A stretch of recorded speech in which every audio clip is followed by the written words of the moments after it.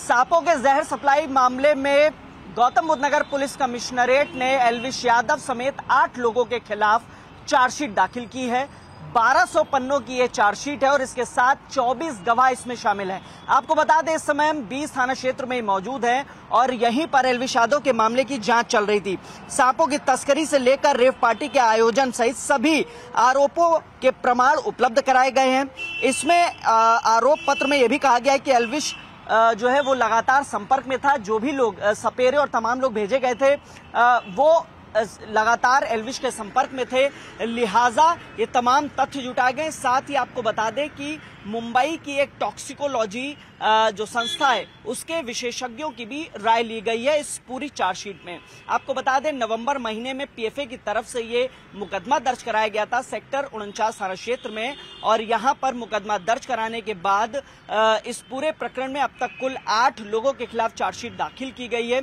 एल्विश यादव 5 दिन जेल में बंद भी रहा है और अब माना जा रहा है कि आने वाले दिनों में एक बार फिर से एल्विश यादव की मुश्किलें बढ़ेंगी और कोर्ट का ट्रायल अब जल्द शुरू होगा।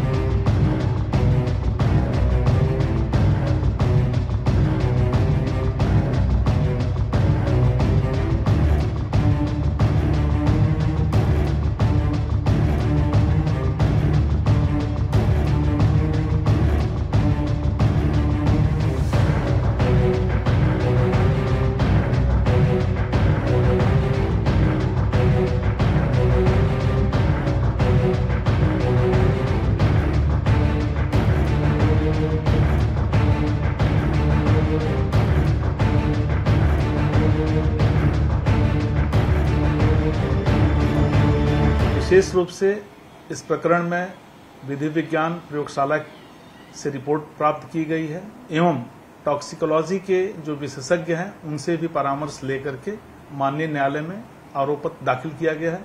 इसमें कुल 24 गवाह परीक्षित कराए गए हैं। साथ ही साथ हमारे पास विशेषज्ञ की राय के साथ साथ एफएसएल की रिपोर्ट भी है और अन्य सुसंगत साक्ष्य के साथ साथ हमारे द्वारा इलेक्ट्रॉनिक एविडेंस भी कलेक्ट किए गए हैं और उनके आधार पर माननीय न्यायालय में चार्जशीट प्रस्तुत किया गया है।